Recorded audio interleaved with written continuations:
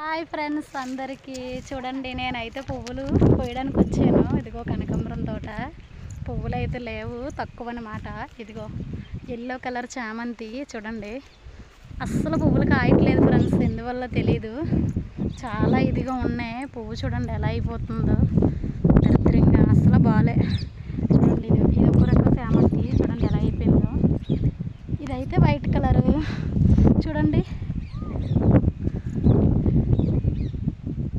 White colour చామంతి చూడండి ఎంత నిండుగా ఎంత బాగా కనిపిస్తుందో.